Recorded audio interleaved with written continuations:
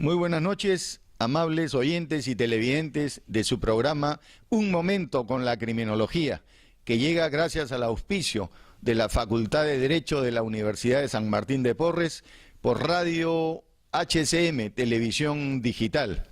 Estamos el día de hoy, viernes 17 de marzo, siendo las 19 horas, junto a Renzo y a Rodrigo, y con un invitado especial. Es el señor decano del Ilustre Colegio de Abogados de Lima, el doctor Pedro Angulo Arana. Doctor, muy buenas noches. Gracias por recibirnos. Y en este programa queremos conversar con él con relación a la cuestión criminal. ¿Cómo ve él, el representante de los abogados de Lima, el aspecto relacionado con la enseñanza de la criminología, que, como él muy bien sabe, porque es un experimentado profesor universitario y un talentoso abogado de muchos años, tiene una visión superior al derecho penal? ¿Qué nos puede decir, doctor, al respecto? Muchas gracias por la entrevista. En realidad, la pregunta es ardua, es complicada, ¿no? Porque en nuestro país lo que adolecemos precisamente es de éxito en el combate al delito. El delito se sigue desarrollando y nosotros sabemos que la criminología precisamente nos da insumos para tratar de prevenir, ¿no? El estudio de la criminología como el origen del delito nos llevaría a considerar cuáles son las condiciones que las personas las llevan a delinquir, y nosotros sabemos que hay distintas motivaciones. Lamentablemente, algo que tendríamos que decir es que un caldo de cultivo positivo probablemente es el hecho de que exista demasiada tolerancia para con la corrupción, ¿no? En ese sentido, ahí hay un caldo de cultivo que hace fácil a las personas descender hacia el delito. El otro tema sería el problema de las diferencias socioeconómicas, ¿no? Hay personas que realmente no disfrutan de este desarrollo que el país está consiguiendo en los últimos años, ¿no? Permanecen un poco a la saga. E igualmente dentro de esto mismo podría entrar el hecho de que Lima y probablemente capitales como Arequipa consiguen también cierto despegue, pero la gran mayoría de ciudades del país, debido al centralismo limeño, tampoco les llega mucho de lo que debería de ser, a pesar de que se trate de zonas en las cuales se exploten determinados bienes como minerales, madera y otros, ¿no? En ese sentido, resulta lamentable que el centralismo también nos agobie y nos perjudique. En ese sentido, creo que son temas genéricos, pero que ya están ahí y que van a posibilitar la facilidad para que se produzca el delito, ¿no? De otro lado, yo diría también que está el tema de los criterios de los jueces, ¿no? Yo creo que la reforma ya sabíamos que podía generar un aumento de la criminalidad, porque si los jueces asumen más rigor, más exigencia al trabajo del Ministerio Público, al trabajo de los policías, evidentemente las formas en que antes habían trabajado podría determinar que en algún momento dado se generen dificultades, ¿no? Falta de tecnología, falta de aplicación estricta para hacer una buena investigación, que a veces se consiguen pues presionando, amenazando, pegando o forzando las situaciones, ¿no? Digamos, con prácticas que no ingresarían dentro de la rigurosidad del nuevo modelo. Entonces, eso ya se sabía, y creo que el tema arrancó sobre todo en Trujillo, ¿no?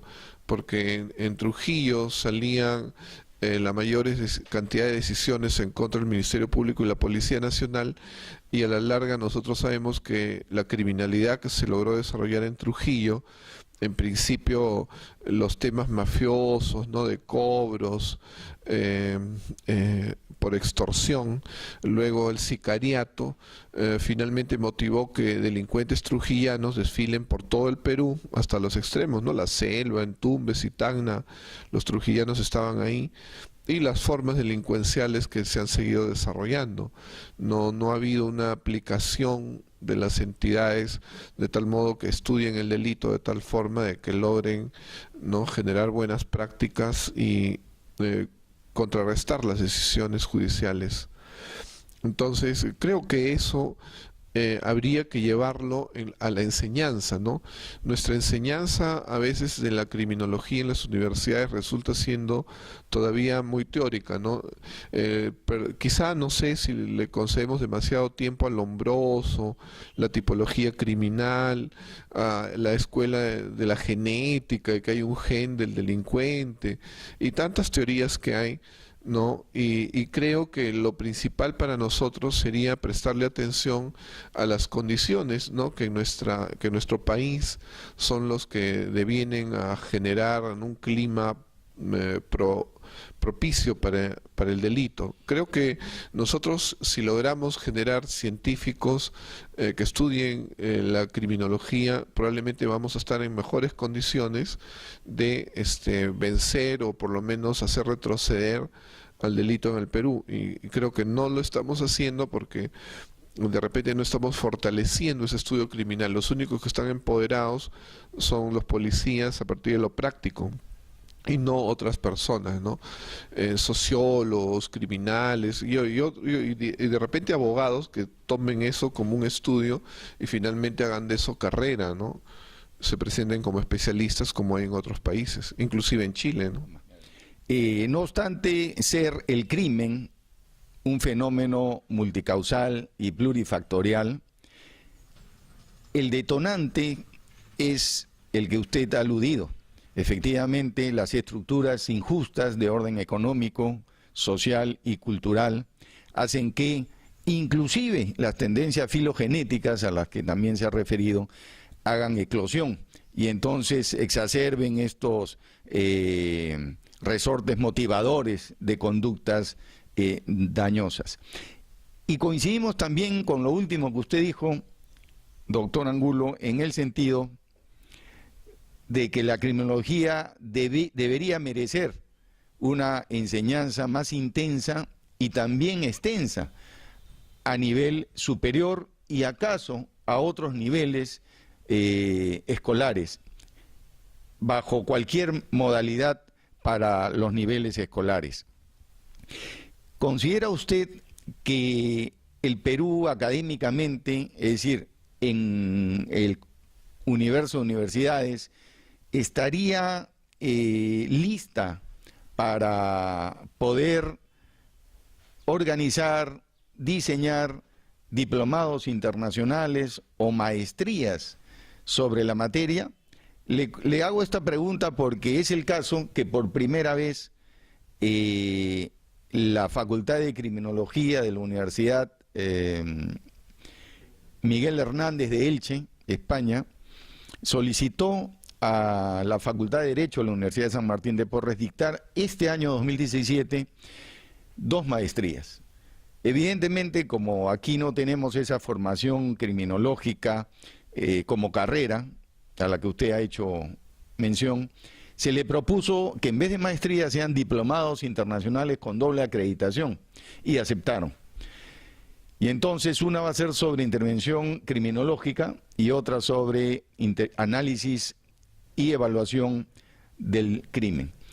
¿Cree usted que esta iniciativa que ha adoptado la Universidad de San Martín de Porres en convenio con la Universidad Miguel Hernández debería extenderse para que así no solamente los abogados, sino otros profesionales de distintas ciencias sociales puedan tener un conocimiento más exacto y una actitud más comprometida con la cuestión criminal? Definitivamente se trata del desarrollo que en principio está alcanzando la Universidad San Martín de Porres, que motiva que contrapartes en el extranjero y sobre todo en Europa se fijen, ¿no?, para tratar de lograr asociaciones y poder trabajar académicamente.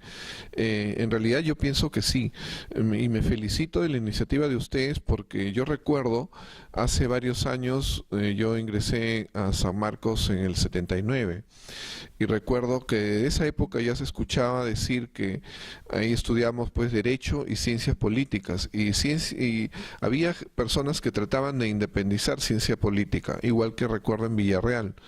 Y había mucha resistencia porque evidentemente pues la facultad, ¿no? Entonces, en el tiempo ya nosotros tenemos escuelas de ciencia política y yo creo que a la larga ya va a haber una carrera, ¿no?, de ciencia política. Hay universidades donde ya hay científicos políticos y creo que en criminología corresponde lo mismo. Definitivamente hay un espacio porque hay vacíos en la comprensión del delito. Si hubiera puntos de vista centrales, entonces se atacaría bien. Y lamentablemente sabemos que a veces estamos como jugando al palo de ciego, ¿no? Entonces, no estamos dando ahí donde se debería de dar. Y creo que es un buen comienzo el hecho de que ya se lancen, ¿no?, maestrías, cursos ya avanzados, ¿no?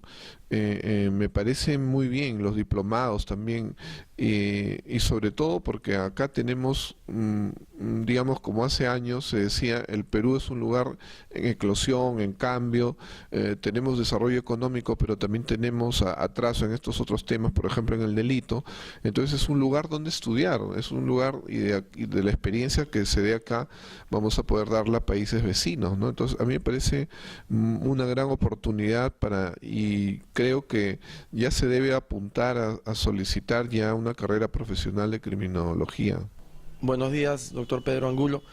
Sí, ¿no? Evidentemente, como ha señalado el doctor Gino Ríos, en este programa somos, digamos, alentadores, ¿no?, y defensores de entender que el crimen no solamente se va a combatir desde el derecho penal, ¿no?, sino que resulta necesario, así como usted bien ha explicado al inicio, una comprensión de lo que sucede antes del crimen para prevenirlo y lo que sucede después de una pena y que esta pena sea efectiva. Entonces, desde este punto de vista que coincidimos, yo le hago una pregunta, ¿no? ¿Usted cree que en realidad, como se está concibiendo los delitos que se encuentran en el Código Penal del Perú y su importancia, ¿no?, llámese que a veces se toma más importancia a delitos individuales que delitos sociales o grupales, como usted ha mencionado el tema de la corrupción, que para nosotros aún es una violencia más grave porque es una violencia estructural?